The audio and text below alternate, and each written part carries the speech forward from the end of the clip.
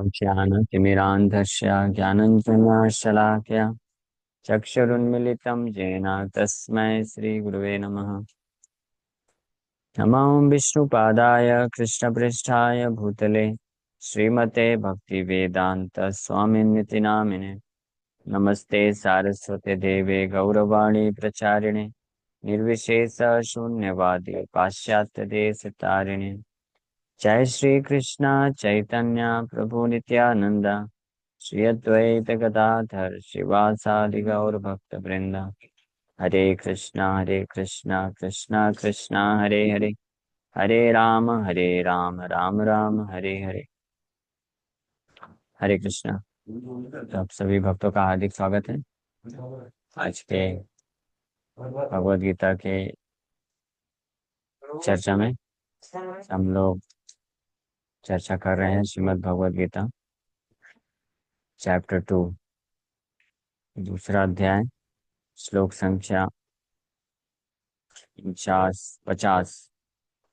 बुद्धियुक्तो जहातीह उभे सुकृत दुष्कृते तस्मात् योगाय युज्यस्व योगः कर्मसु कौशलम। So buddhi yoga, a man engaged in devotional service rids himself of both good and bad reactions even in this life. Therefore strive for yoga, which is the art of all work. बुद्धि युक्ता, बुद्धि युक्ता का अर्थ है भक्ति युक्ता। बुद्धि युक्ता या भक्ति युक्ता, engage in devotional service, Prabhupada ji बोल, या बुद्धिमान व्यक्ति के लक्षण। जो भक्ति योग में युक्त हैं उनको बुद्धि युक्ता बोला जाता है। और ऐसे जो लोग होते हैं वो जहाती मीन्स मुक्त हो जाते हैं। यह मतलब इस लाइफ में, इस जीवन में ही, उभे दोनों, सुकृत दुष्कृता, सुकृता और दुष्कृता, दोनों प्रकार के कार्यों से ऊपर उठ जाते हैं, दोनों प्रकार के कार्यों से मुक्त हो जाते हैं। दुष्कृता एंड सुकृता, अच्छे कार्य और बुरे कार्य तथा उनके फल, bad and good and bad results, दुष्कृतिना सुकृतिना। तो हम लोग इसके ऊपर कल चर्चा किए थे। सुकृतिनो अर्जुना दुष्कृतिनो अर्जुना, दुष्कृति किसको बोला जाता है और सुकृति किसको बोला जाता है? सुकृतिवान, सुकृतिवान एंड दुष्कृतिवान। दुष्कृतिवान वो है जो भगवान को समर्पण नहीं करता है। ये क्लियर कट डेफिनेशन है। प्रभुपाद जी एक लेक्चर में बोलते हैं कि कोई भी व्यक्ति कितना भी सोफिस्टिकेटेड दिखे, कितना भी एजुकेटेड दिखे, कितना भी बड़ा समाज का सेवक दिखे, लेकिन अगर वो कृष्ण को स्वीकार नहीं करता है, कृष्ण को भगवान स्वीकार नहीं करता है, तो प्रभुपाद जी तो स्ट्रेट फॉरवर्ड बोलते हैं। प्रभुपाद जी का अधिकार है, हम बस उनके शब्दों को रिपीट कर रहे हैं। प्रभुपाद जी बोलते हैं, tell him on his face that he is a rascal. Prabhupada ji direct बोलते हैं कि भले ही कितना भी वो सज्जन व्यक्ति समाज में प्रतीत होता हुआ दिखे, लेकिन अगर वो कृष्ण को स्वीकार नहीं करता है, इसका मतलब वो दुष्कृतिवान है। और सुकृतिवान कौन है? सुकृति का वान वो है जो कृष्ण के पास आता है, हाँ? लेकिन भौतिक लाभ को प्राप्त करने के लिए आता है, उसको सुकृतिवान बोला गया है। आर्थ अर्थार्थी जिज्ञासु, हाँ वहाँ कौन सा श्लोक है? चतुर्विधा भजन्ते माम सुकृतिनो अर्जुन, उसको सुकृति ने बोला गया है। सुकृति, सुकृति मतलब पायस, पुण्यवान, अच्छा व्यक्ति। अगर हम किसी को बोल सकते हैं सज्जन व्यक्ति या अच्छा व्यक्ति, पुण्यवान व्यक्ति, सुकृतिवान व्यक्ति बोल सकते हैं किसी को, तो वो व्यक्ति है जो कृष्ण के पास आता है, कृष्ण को स्वीकार करता है, वो सुकृतिवान है। और जो कृष्ण को रिजेक्ट कर देता है वो दुष्कृतिवान है, वो बुरा व्यक्ति है, वो दुर्जन है ना। लेकिन जो बुद्धिवान होते हैं उनके लक्षण कुछ और है। समझ में आया? इस श्लोक में भगवान बुद्धिमान व्यक्ति के बारे में बता रहे हैं।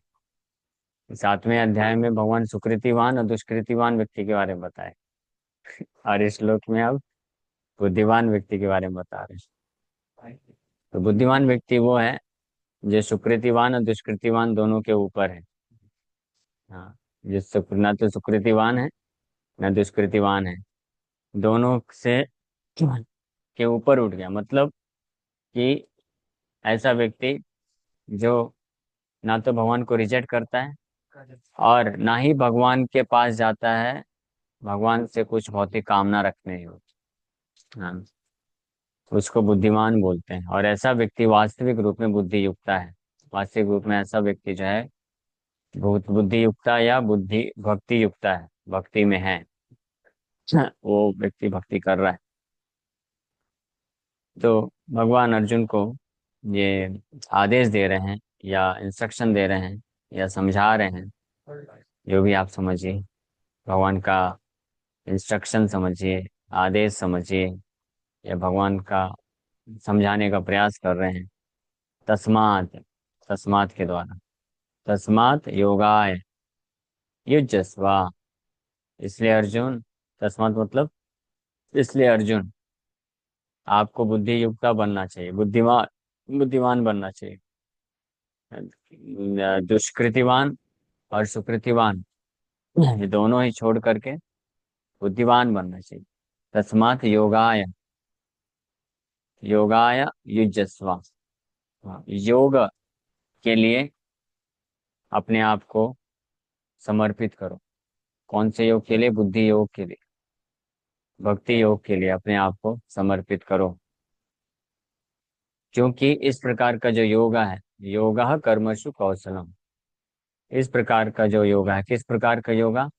जिससे व्यक्ति को जहाती उभय सुकृत दुष्कृत, जहाती, यहाँ इस संसार में रहते हुए भी जो जहाती मतलब मुक्त है दोनों प्रकार से, सुकृतिवान और दुष्कृतिवान की विचारधारा, सुकृत दुष्कृत दोनों से मुक्त है, ऐसा ऐसे योगा को बुद्धि योगा, बुद्धि युक्ता बोला जाता है ऐसे व्यक्ति को।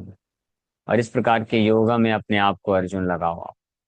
क्योंकि ऐसा जो योग है वो कर्मसु कौशलम, this is the art of all kinds of activities, और the is the smartest work. कर्म, कर्मसु कौशल, योगा, योगा का। इसलिए प्रभुपाद जी इस श्लोक में योगा शब्द का शब्दार्थ क्या कर रहे हैं? कृष्णा कॉन्शियसनेस कर रहे हैं।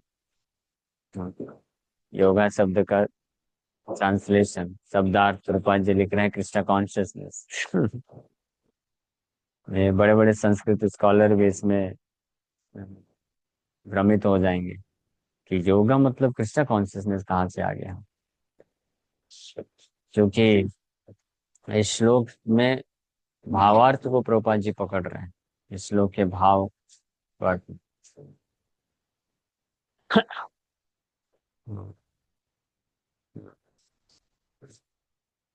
सो श्लोक को, भावार्थ को भगवान किस भाव से बोल रहे हैं, क्या संदेश देना चाहते हैं? कृष्णा कॉन्शियसनेस, कृष्णा भावना भावित आ, बनने के लिए भगवान प्रेरणा दे रहे हैं। कृष्ण का को के कृष्ण के लिए सुकृत या दुष्कृति दोनों से ऊपर उठ करके।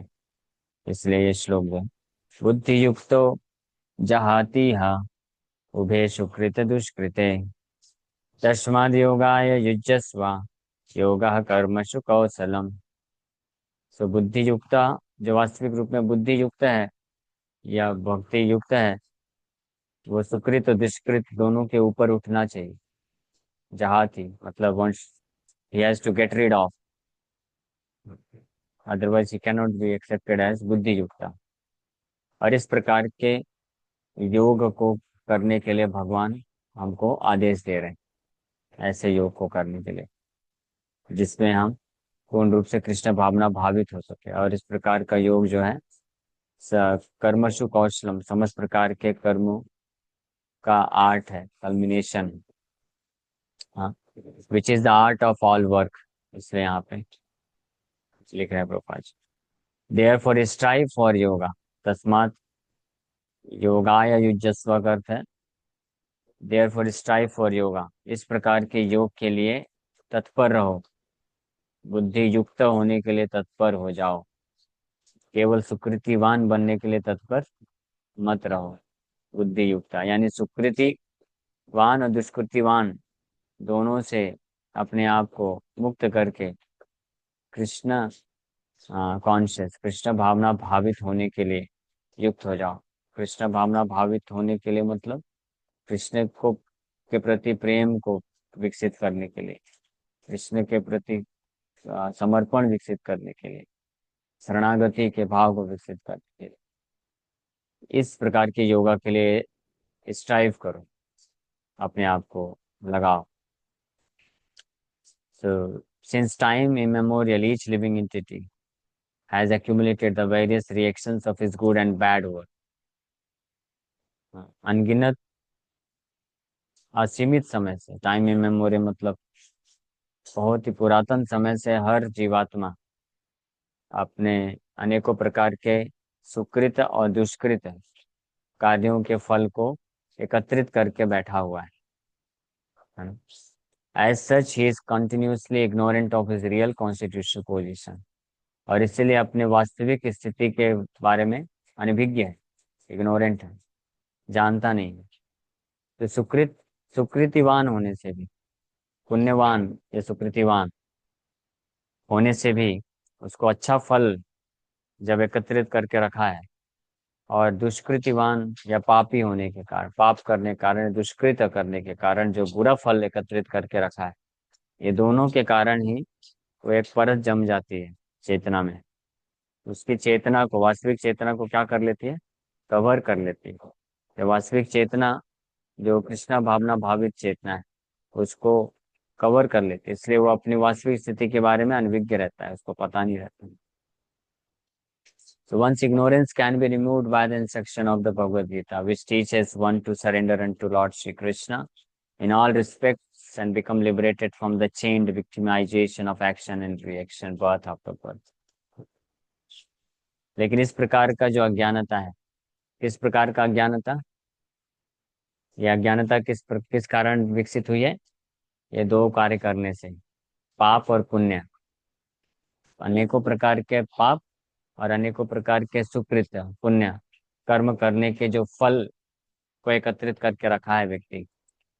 ये पाप और पुण्य कर्मों के जो फल हैं, वो केवल सुख और दुख बस नहीं होता है। वो पाप और पुण्य कर्म करने के दौरान के बाद हृदय में जो अनेकों प्रकार की प्रवृत्तियां विकसित होती हैं, संस्कार जिसको बोलते हैं, हाँ, inclination to act in a certain way उसको बोलते हैं। किसी विशेष प्रकार से कार्य करने का जो प्रवृत्ति विकसित होता है हृदय में, वो प्रवृत्तियां उस जीवात्मा के वास्तविक चेतना को ढक देता है। हाँ, और इससे मुक्त होने के लिए व्यक्ति ये इस प्रकार की जो चेतना, जो आच्छादित चेतना है, ढकी हुई चेतना है, जो पिछले कई कई जन्मों के पाप और पुण्य कर्मों को करने से विकसित हुई, उसका फल स्वरूप, उसका फल है ना? जो हमको दूर लेके जाते हैं कृष्ण से, कृष्ण भावना में से, उससे व्यक्ति मुक्त हो सकता है अगर कोई भगवत गीता के इन आदेशों को ध्यान से सुनता है और पढ़ता है, समझता है। जो कि भगवत गीता के ये आदेश हमको सिखाते हैं कि हमको परम भगवान श्री कृष्ण को पूर्ण रूप से समर्पण कर देना चाहिए, हर तरीके से, in all respects. Same tweet पिछले गीता क्लास में जो हम चर्चा कर रहे थे, कोई श्लोक में भी वही चर्चा आ गई। ये दूसरा अध्याय है, और पिछला हम लोग 9वें अध्याय पे चर्चा कर रहे थे। टीचिंग्स घूम फिर के वही आती है। उसी को श्रद्धा बोलते हैं, और उसी को हमारा वास्तविक पोजीशन बोलते हैं। कि भगवद गीता के इंस्ट्रक्शंस, शिक्षाओं को सुन करके जब व्यक्ति ये समझ जाता है, कृष्ण को समर्पण करता है हर हर मामले में, हर तरीके से, और इस प्रकार से वो इसका ये जो अज्ञानता है, पिछले जन्मों के सुकृति और दुष्कृति कार्यों को करने के फलस्वरूप जो विकसित हुआ है, वो अज्ञानता से व्यक्ति मुक्त हो जाता है। और ऐसी अज्ञानता से मुक्त होने के बाद ही ये पश्चात ही व्यक्ति अपनी वास्तविक जो कॉन्स्टिट्यूशनल पोजीशन है, वास्तविक स्थिति को पहचान सकता है। नहीं तो वो हमेशा भ्रमित रहता है। असत्य एरा सत्य को ही मानी, जो असत्य है उसी को सत्य मान बैठता है और फंस जाता है। So one's ignorance can be removed by the instruction of Bhagavad Gita, which teaches one to surrender unto Lord Shri Krishna in all respects. In all respect means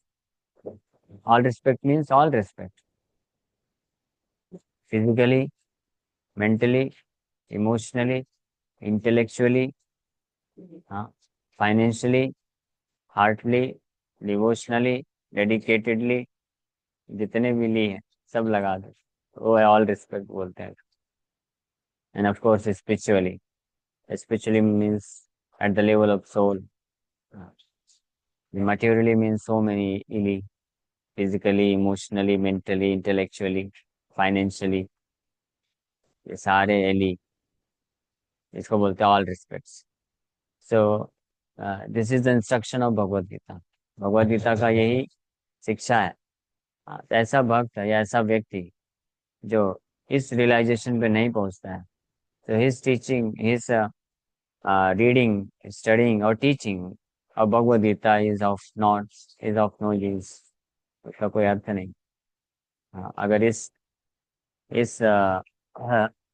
final conclusion पे नहीं पहुंचता है कोई व्यक्ति, तो that one should surrender unto Lord Shri Krishna in all respects and become liberated from the chained victimization of action and reaction birth after birth.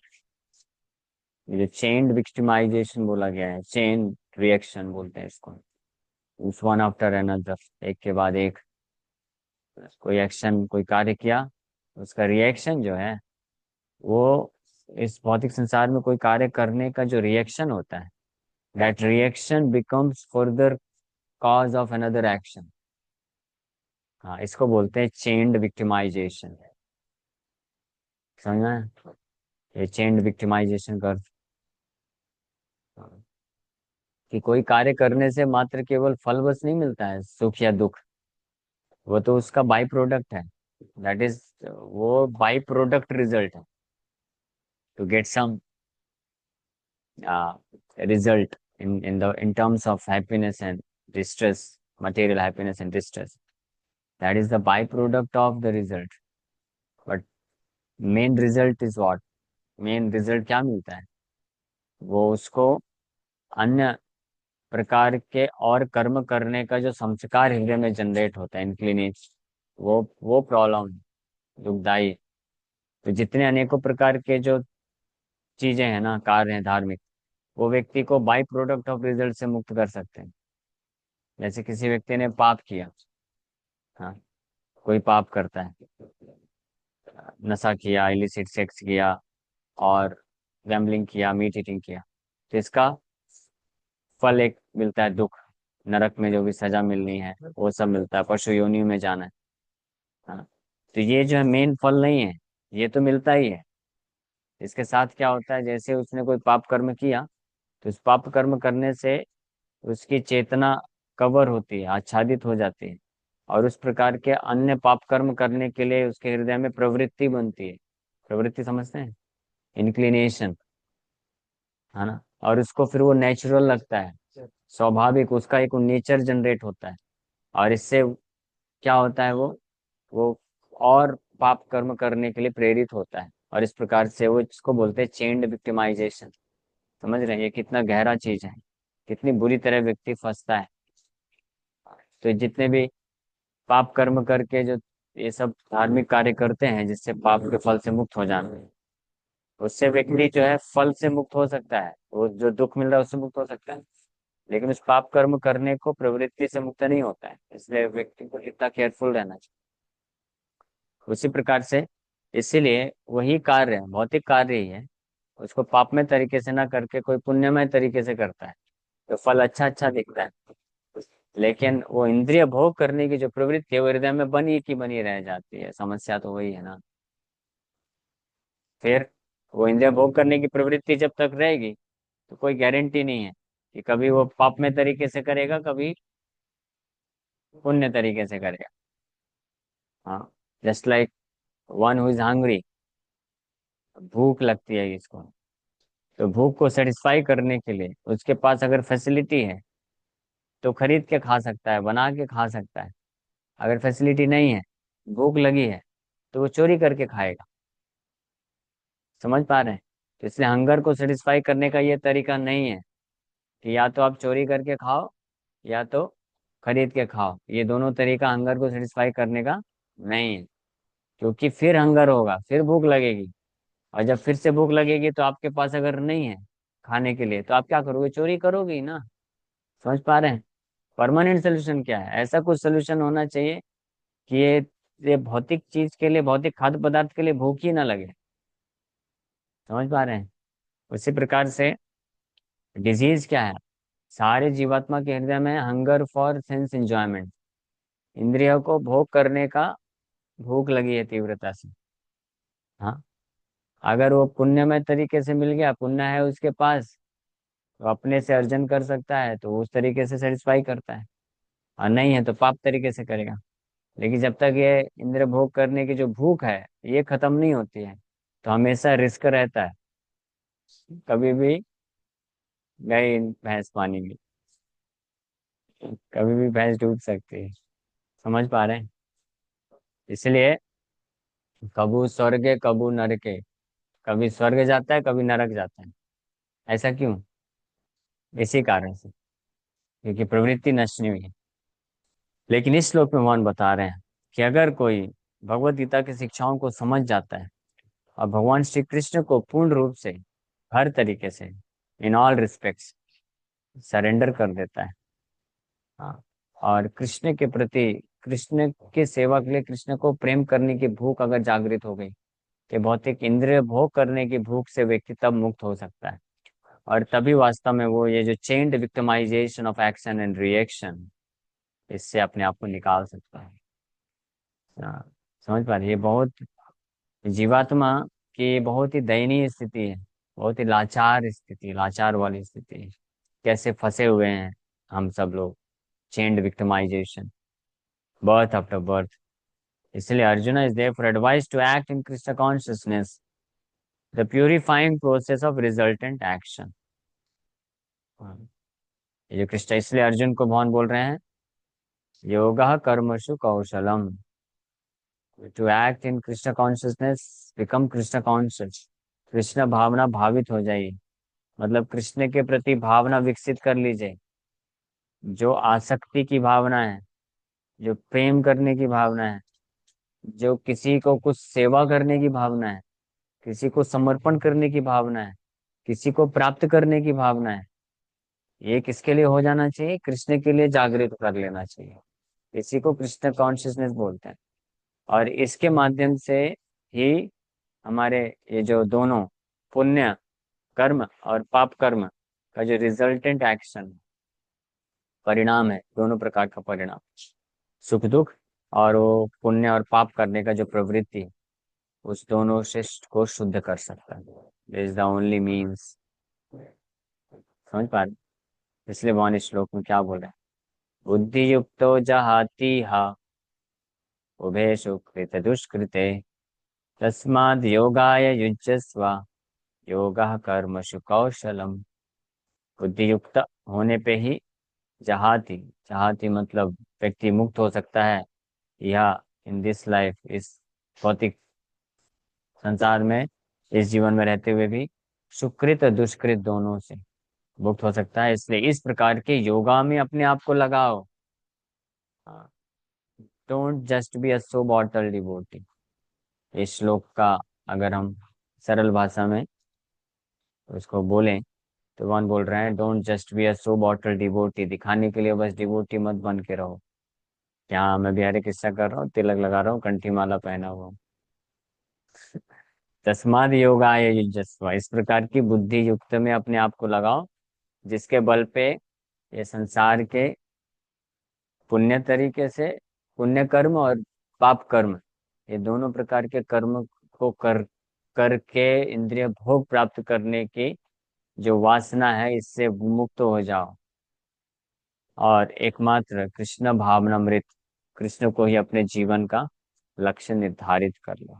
समझ रहे हैं? तो भगवान इस श्लोक में हमको क्या कर रहे हैं? हमको हमको अर्ज कर रहे हैं कि become, accept this kind of yoga. तो आप में से कौन कौन भगवान कृष्ण के ये जो प्रपोजल है उसको स्वीकार करना चाहते हैं। इस प्रकार के योग में वो भक्ति योग, बुद्धि योग में अपने आप को लगाना चाहते हैं। चाहते हैं सब लोग? नहीं चाहते? ठीक है, जो लोग चाहते हैं अच्छी बात है। हरे कृष्णा। किसी का प्रश्न है? मैं चाहता हूँ कि आप एक बार थोड़ा सा पापम कूटम बीजम और प्रारब्ध के बारे में थोड़ा सा आप बताएं प्रभु जी, क्योंकि ये जो आपने बताया उसी से थोड़ा रिलेटेड है। हाँ, उसी तो से रिलेटेड है। सही बात है। हम कोई भी कर्म करते हैं ना, तो वो कर्म के बहुत सारे सीरीज में होकर है वो जाता है ना। ऐसा बस नहीं होता है कि आपने कोई कर्म किया और उसका बस फल मिल गया और गेम ओवर। गेम ओवर कभी नहीं होता है। एक एक हम कोई कर्म करते हैं तो उसका फल मिलने के बाद भी वो कर्म का इम्पैक्ट रहता है, जिसको हम चर्चा की, उसको प्रवृत्ति बोलते हैं। इसी को, ये टेक्निकल जो नाम है आप बता रहे हैं, बीजम, कूटम, प्रारब्धम, अप्रारब्धम, फलोन्मुखम, बहुत सारे नाम है।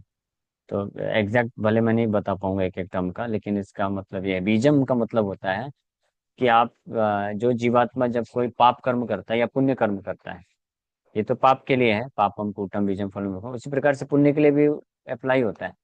तो कोई भी कर्म कोई व्यक्ति करता है तो उसके हृदय में उस प्रकार के कार्य को करने की एक जो संस्कार है, अ, छाप है, प्रवृत्ति है, उसके हृदय में बन जाती है। और इसलिए इसलिए उसके लिए वो नेचुरल होता है। जैसे कुछ लोग स्वाभाविक है, किसी कुछ लोग होते हैं स्वाभाविक रूप से पुण्य करना जानते हैं, पुण्य करते हैं। कुछ लोग स्वाभाविक रूप से पाप करते हैं, है ना, वो प्रवृत्ति होती है उनकी।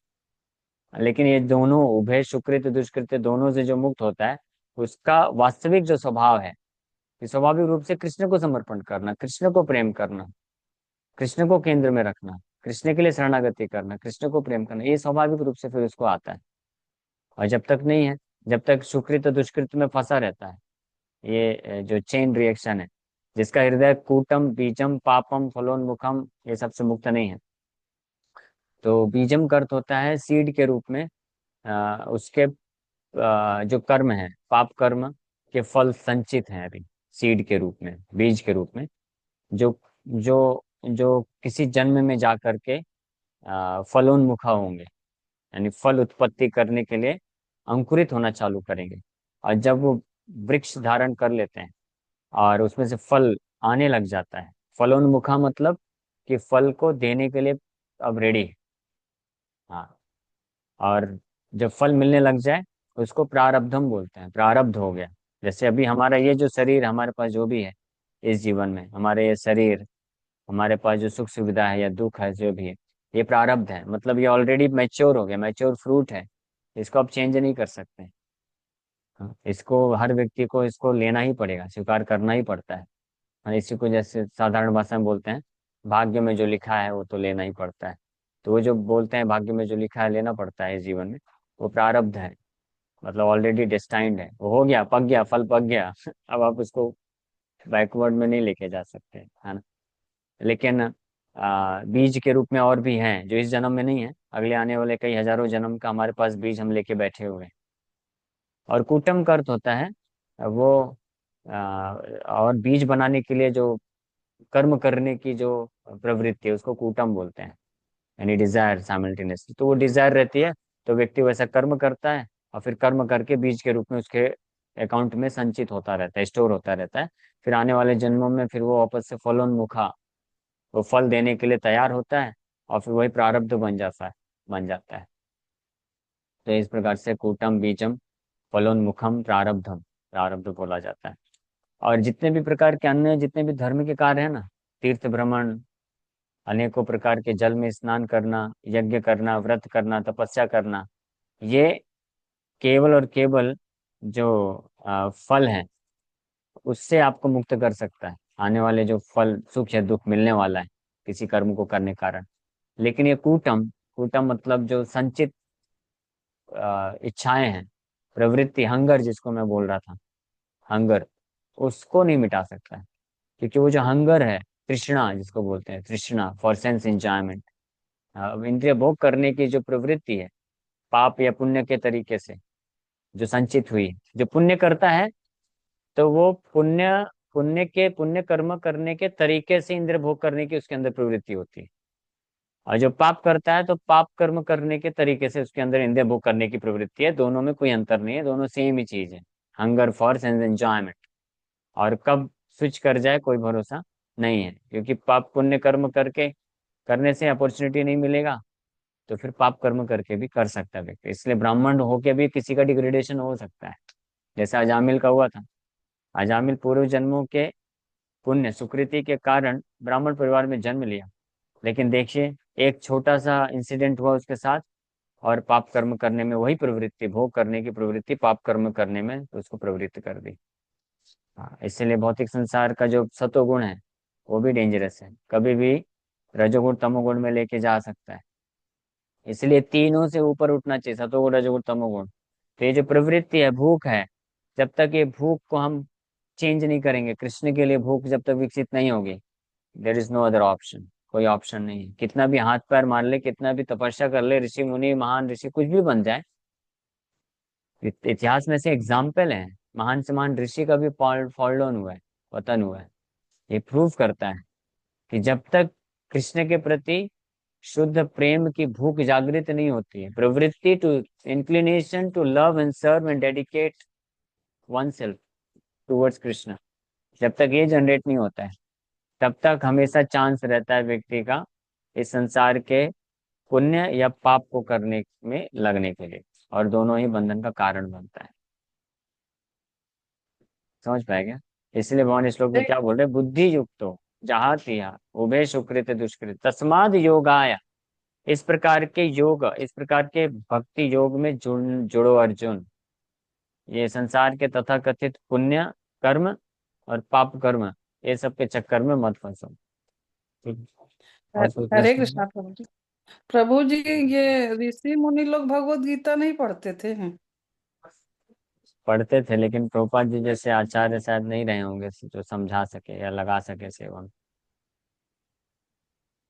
जी प्रभु जी। है ना?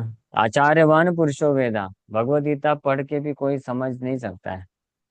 शास्त्र में वैदिक इंजेक्शन बताया गया, जब बताया गया है कि किस व्यक्ति के पास वास्तविक ज्ञान है, जब शास्त्र में वैदिक इंजेक्शन बोला गया, तो ये नहीं बोला गया जिसके पास वैदिक ग्रंथ है उसके पास ज्ञान है।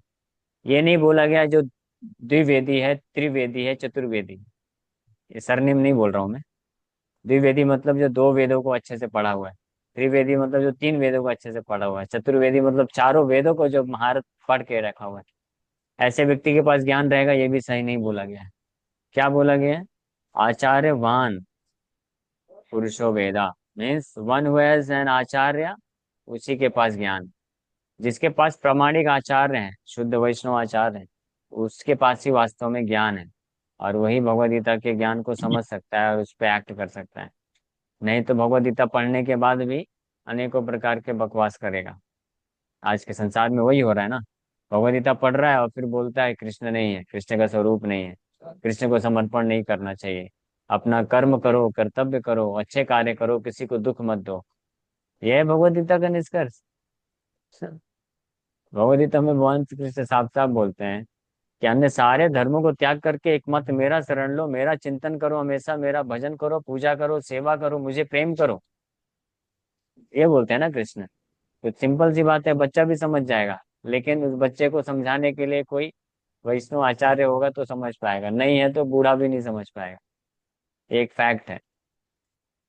इसलिए ये सबसे पहला इंस्ट्रक्शन है, महत्वपूर्ण, सबसे महत्वपूर्ण जो आदेश है, जो आध्यात्मिक जीवन में आगे बढ़ना चाहता है, गुरु पादाश्रय तस्मात् गुरुम प्रपद्येत जिज्ञासु से उत्तमम। भागवत में भी बोला गया, अभी बाद में भागवत में भी ये बोला गया है कि तस्मात् गुरुम प्रपद्येत, गुरु प्रमाणिक गुरु वैष्णवाचार्य का आश्रय अगर कोई नहीं लेगा तो इम्पॉसिबल है। गुरुम प्रपद्येता मीन्स गुरु का मतलब क्या होता है ये भी बताया गया। ऐसा भी नहीं बोल सकते हैं कि हाँ उनके तो, हमारे तो फलाना फलाना गुरु।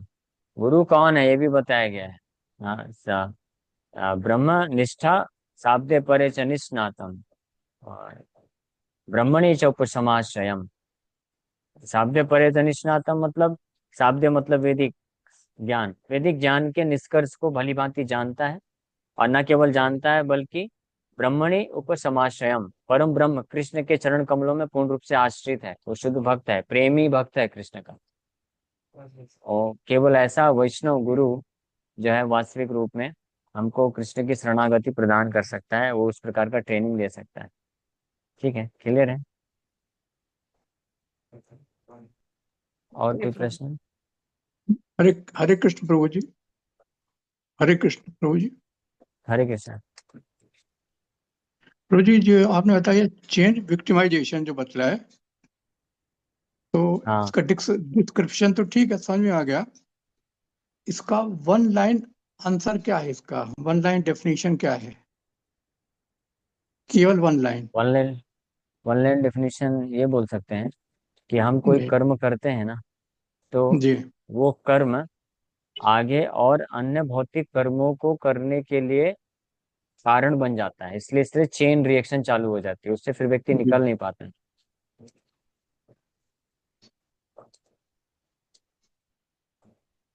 समझ गए ना? ठीक है जी, हाँ ठीक है। ओके, और कोई प्रश्न?